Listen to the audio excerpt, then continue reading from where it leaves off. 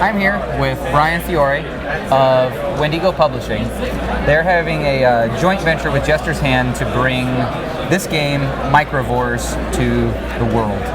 So give us a quick idea of sort of what game this is. What kind of game is it? Okay, Microvores, it's a 2 to 4 player action strategy game.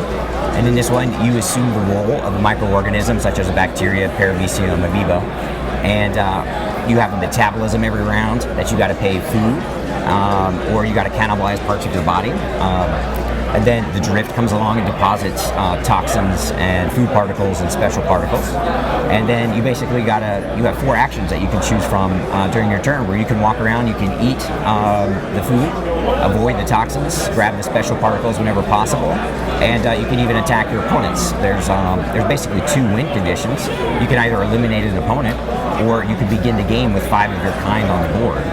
So the other types of actions you can do is once you accumulate enough food, you can spend it to buy evolution cards, which give you special abilities that can either increase your movement further, give you better attacks, all kinds of things. And then there's also, you can mutate as another type of action, which is a more linear progression, a little bit less random.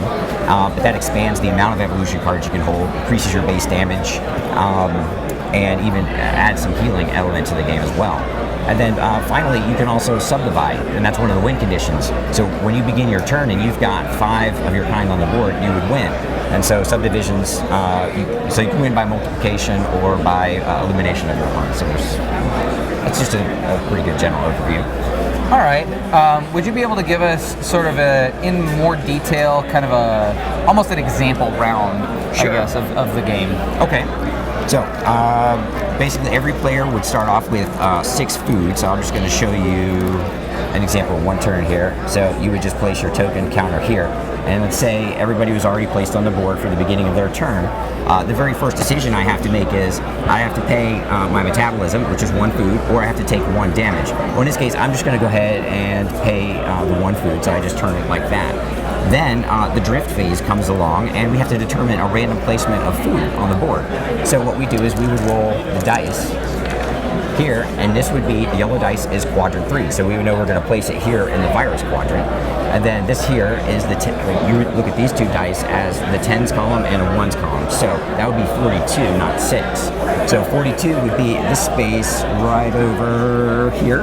And then you would do the spinner, and this will determine what type of particles you're going to place down. In this case, it's just going to be 2 food. So you would just take your two particles, 2 arrows here, and place it in the number 42. And so after a while, after turn by turn, you could have an entire maze of food and toxins laid out on the board that you got to try to navigate. Then you decide it's your action phase. So you can do 4 different things. You can either hunt and gather, which is where you move and eat. And so let's say instead of moving and eating, I'm going to actually evolve. So I'm going to spend 3 of my food here. You just turn there, and then you would draw 2 cards.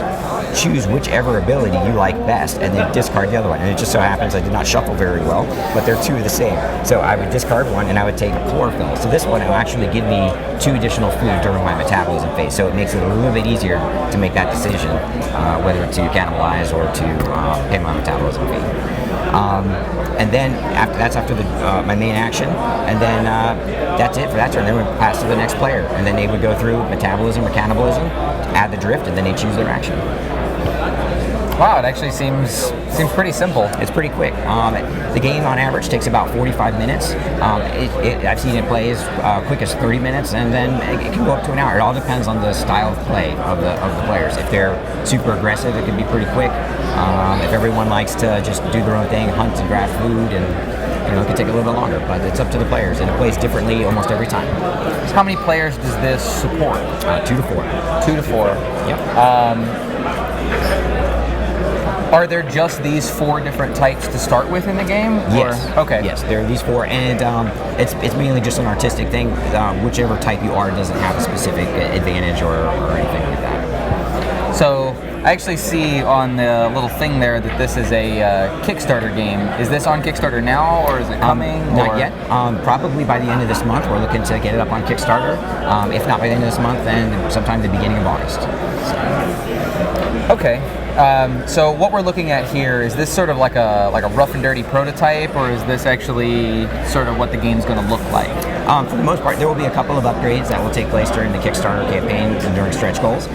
But no, the way that this game is actually set up is it uses a patented process system called Insert Imagination, and it's a series of plastic vesicles in which you can slide in the graphic media inserts. So it's great for prototypers, self-publishers, and self-publishers, and people who just want to make their own games and stuff as well. So you can see here the cards slide into the pawns. The spinners, if you wanted to change out, you could just slide in and slide it out. The game board tiles you can actually slide them right out as well. So it's great for a great way to produce alternate artwork and stuff down the line, or special editions and that kind of thing.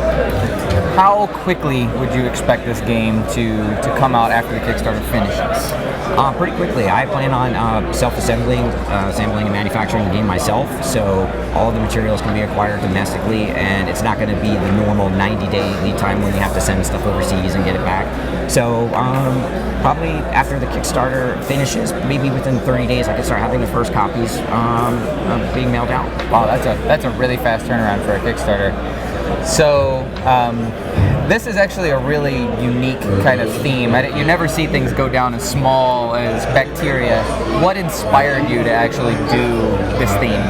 Well, two things. My wife's a veterinary surgeon, and so she's always has like microbiology books and anatomy physiology books laying around. So I try to base all of the abilities and everything out of something actually out of the textbook. So there's some education element here. But I've always been terrified of science realism, not so much science fantasy, because these things actually exist. I mean, there's all kinds of parasites, there's bacteria and all that stuff.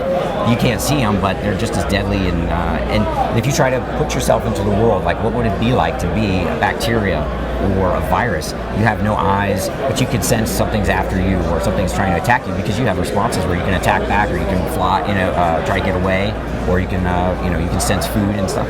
So it's just something that I think about, and it's just kind of mind blowing. So very cool. Well, that is Microvores, and this is Brian Fiore again. Thank you for your time. Thank you, Eric. Appreciate it.